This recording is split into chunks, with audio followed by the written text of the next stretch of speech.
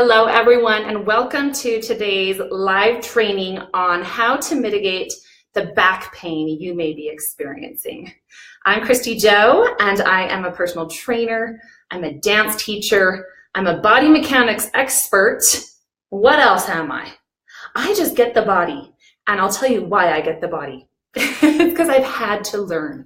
I've had to learn how the body functions because I have a pretty severe case of scoliosis. So I'm going to move Instagram up here a little bit.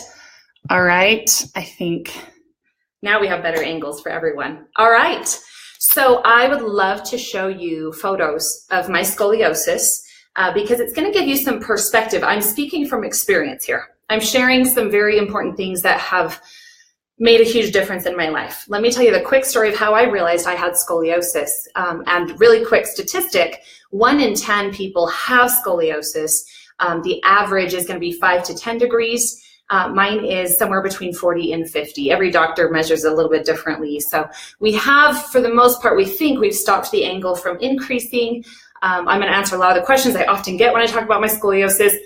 Yes, I thought about surgery when I was young enough for it. I knew in my heart that was not something that was for me.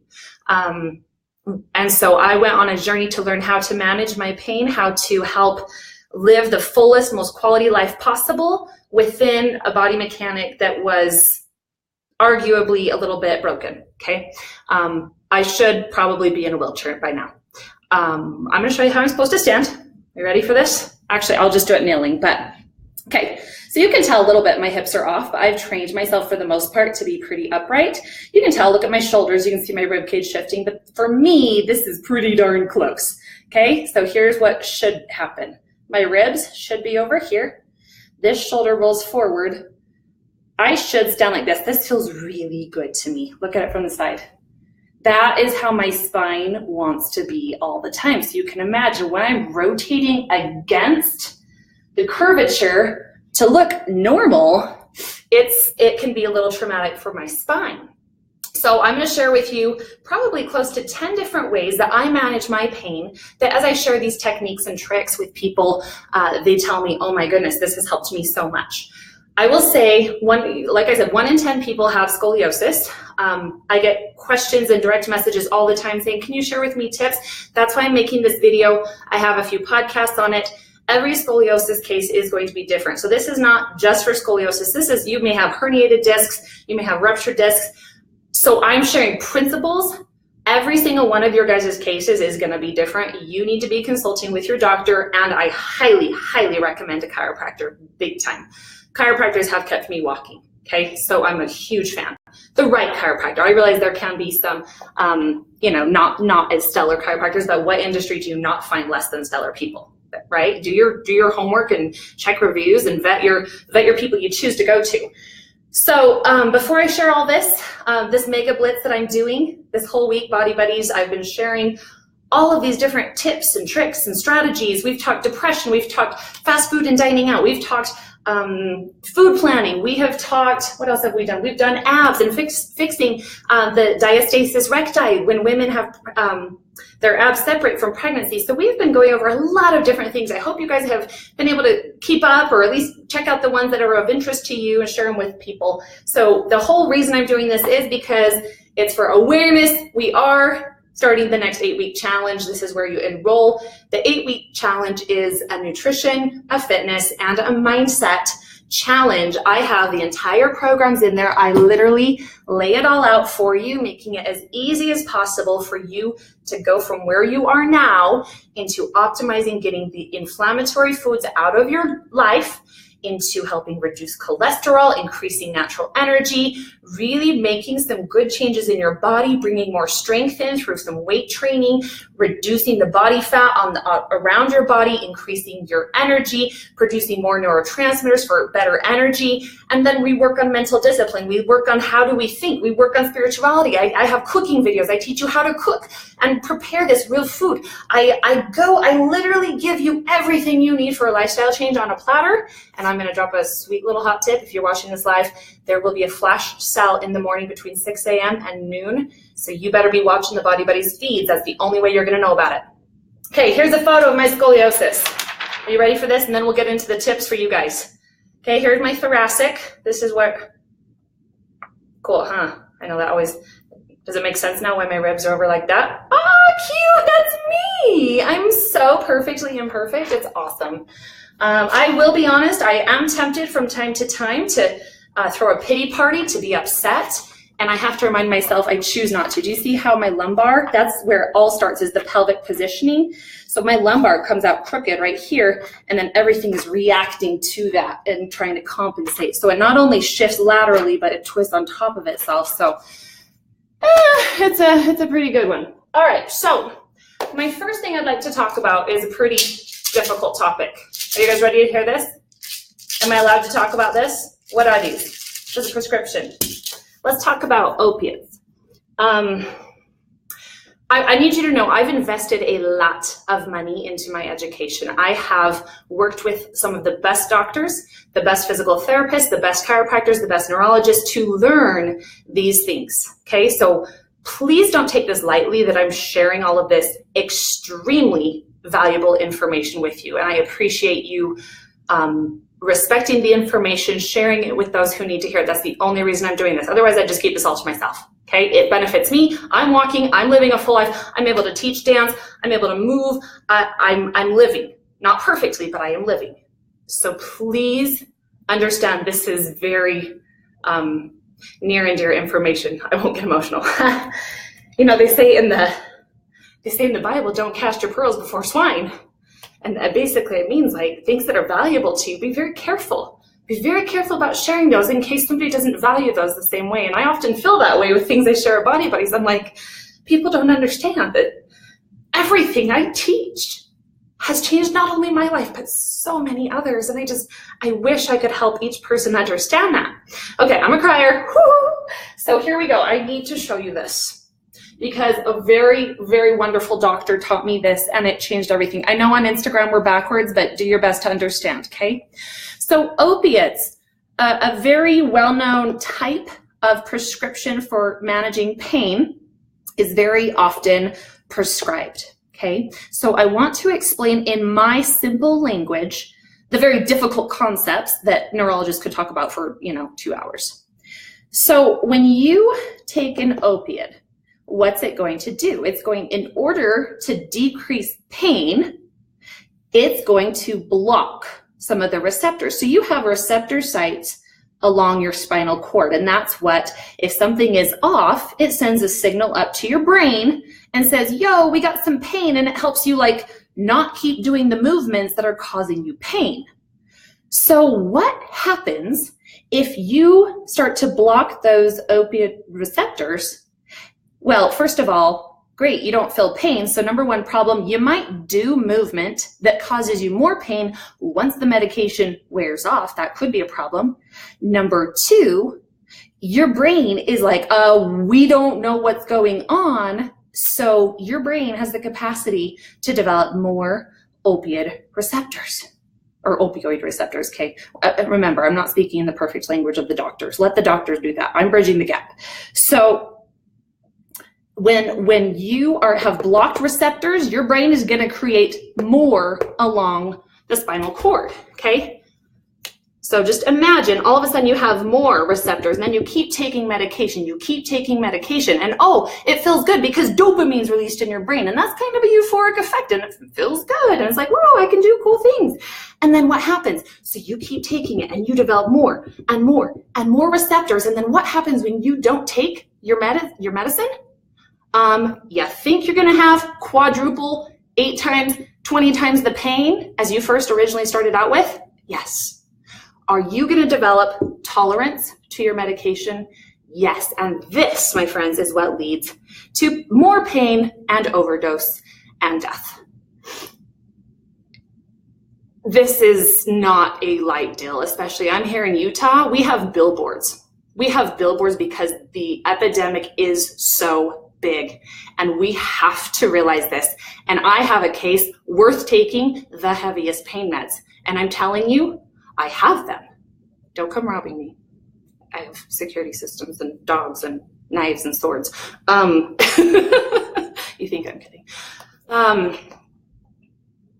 I choose to be extremely wise if and when I do use prescription medication. For me, the only time I will allow myself to take the smallest dosage whatsoever, and I always know I will have a really rough time the next 1 to 2 days after I do this because I won't feel, right? So I'll be teaching a master class, I'll be teaching 4 to 8 hours of dance. I won't do it on normal teaching dance days, but on like heavy conference or master class days, yeah. So we're talking maybe like once or twice a month.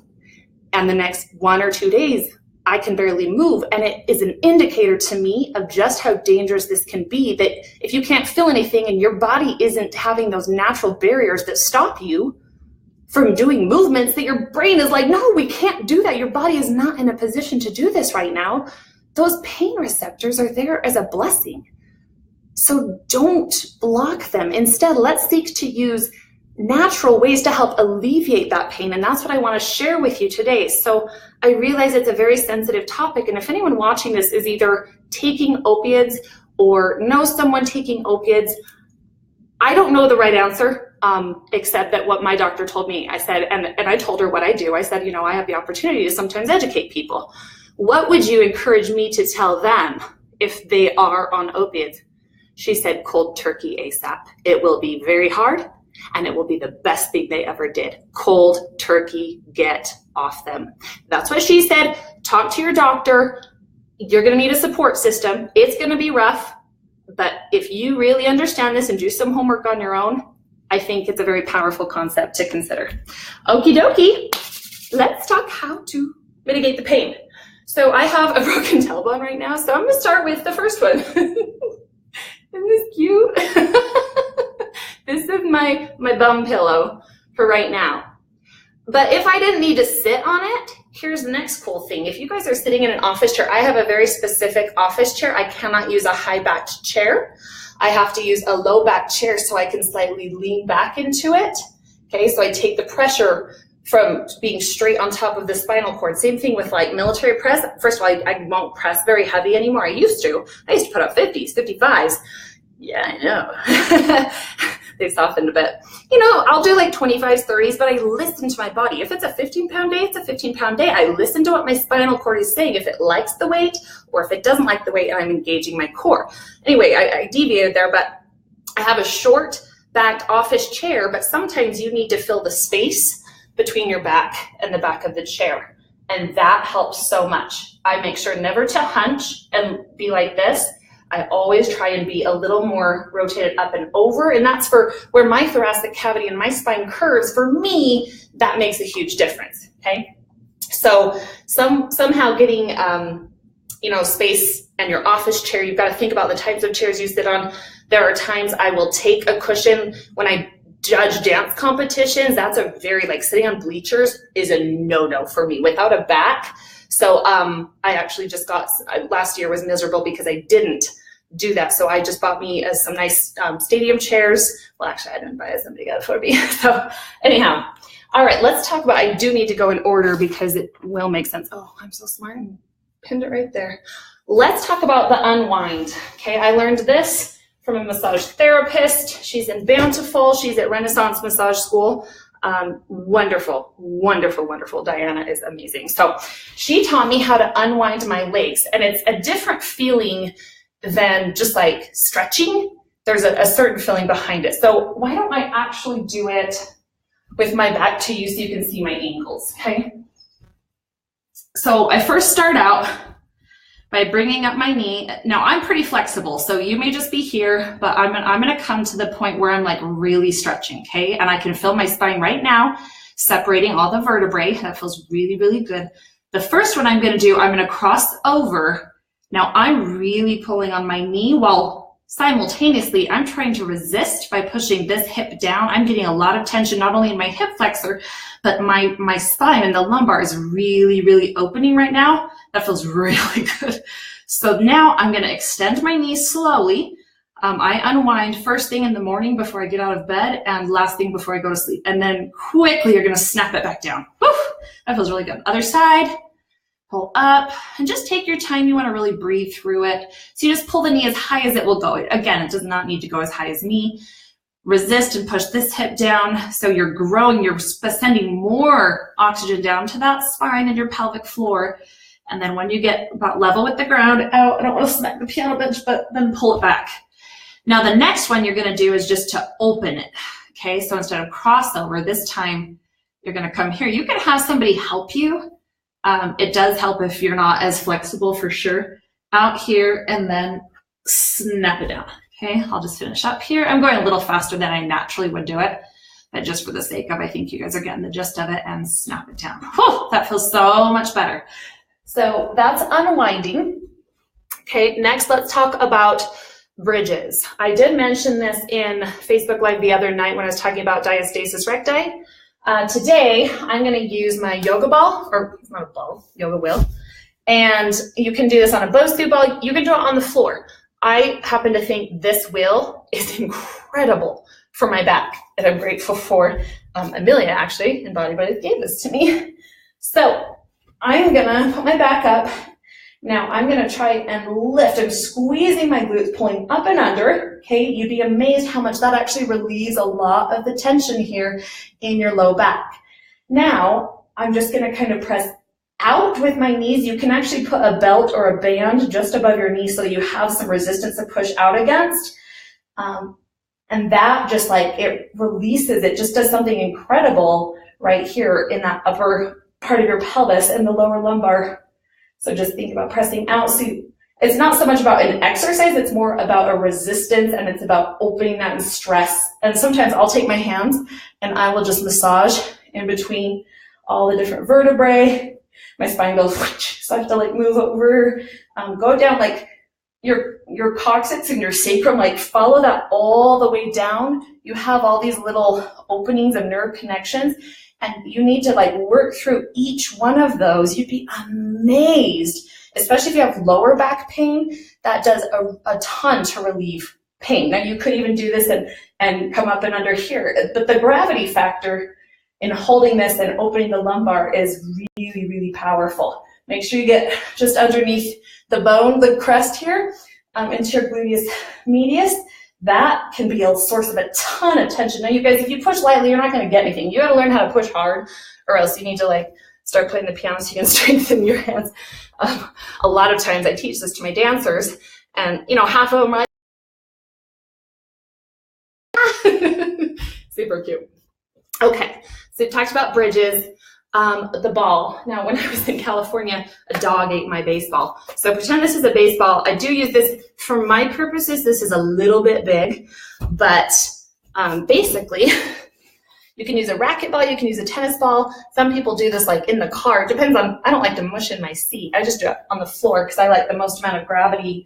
And I've like prepared my body. I do really deep tissue, but like kind of working through slowly every part of the glutes, down the side of the sacrum, all through that. And especially this one really does a lot of good. I sometimes let my knee fall out and getting deeper into the piriformis, deeper into the gluteus medius maximus. Woo! That's a huge connection right there. And again, I'm even doing this very quickly to show you, but like even moving half an inch, if you're like grimacing and having to breathe, good, that's where you need to be. This is going to be releasing a lot of that tension. Take it all the way over hip flexor. Woo, man, that's really rough. Okay. So that can help a lot. You can take it up along the side of your spine or wherever you feel like your pain is originating. That's the key, is we don't want to, often the source of the pain is going to be a different place than the site of the pain.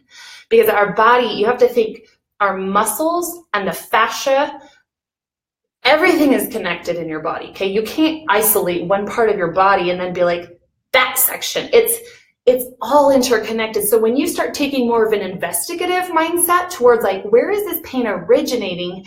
And I mean, you have to think like any appendage is going to trace back to some starting point in the pelvis or in the spine or in the neck. Usually it's in the spine or the neck. Even neck pain for me, I can usually trace down something in my shoulders and my spine was off. If I release it, you know, somewhere down in here, all of a sudden, neck pain, gone.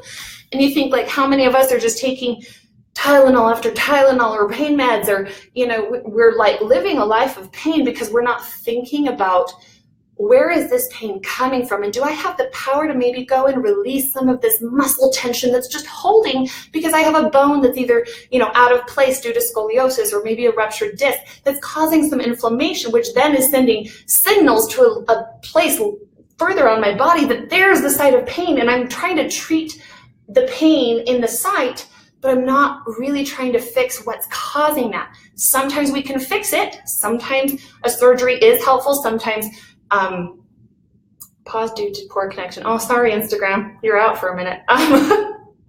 But anyhow, that's just something to really be proactively working on with an orthopedic. I don't know, orthopedic surgeons. I mean, here's the thing. Anyone you work with, of course, like they're in business, like they're going to be looking for your business. And the key is to find someone who like you can really feel like they do care about your situation and your story. The last doctors I went to just 2 months ago, they went so far as to tell me a story of one of the doctors across the hall. His mother had a very severe case of scoliosis, and I had just been, my whole life, I've just been like really worried about my future and like what's going to come. And they told me the story, and she's 80 years old and she has all these children, like I'll be able to have kids fine. And if at the very worst case scenario, we'll just take out some lower ribs as I shift over, we'll just take out a rib and I'll be fine. And like him taking the time, not like meeting some like quick in and out criteria, he spent 45 minutes with me, to teach me, to educate me, to make sure that I was feeling okay. Like that's the type of doctor you want to be looking for. And if you're not finding that in your doctor, switch doctors. And it's okay that everyone's in business. We're in this world, like we have to like run our businesses, we have to provide for ourselves, but look for that like genuine, they're in that business because they do care, and I think that makes a difference. Okay, let's now talk about cockroach.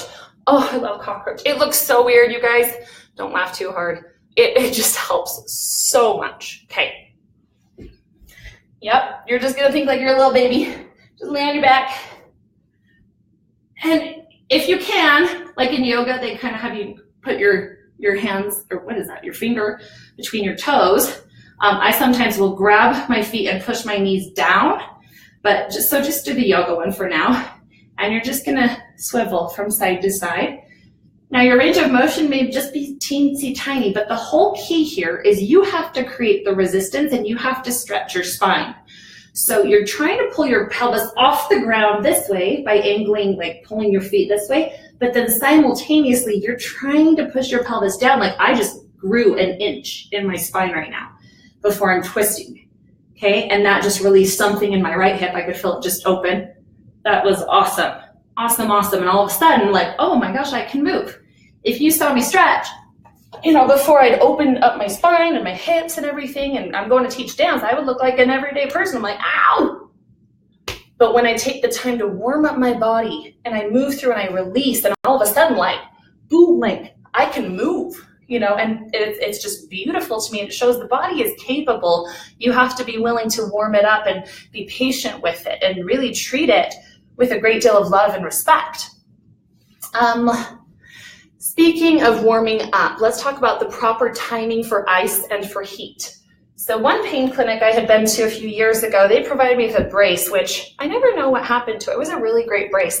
It Velcroed around, and then it like cinched super tight, and then it Velcroed. And especially if I'm on my feet longer than about an hour and a half without a lot of movement, it really, really, really hurt. And I need to go lay down and cockroach for like 5 minutes. And that's really, I just do it. Like my family just knows I'm just gonna be on the ground and roll around, and that's just my coping. So let's say you just finished some activity. You've just been, maybe you worked out, maybe you've been out gardening. You've just done something where your body, your muscles are a little bit warmer. And now, so I love this ice pack. I need to go get the back jack. Anyone want to gift me a back jack? I would love you forever. But I just usually, after I'm done teaching dance, I'll just get home and I'll just put this here, and then I'll just wrap like a belt around, and I'll just keep this on my back for a good 15 minutes. On really bad days, I will get in an ice bath.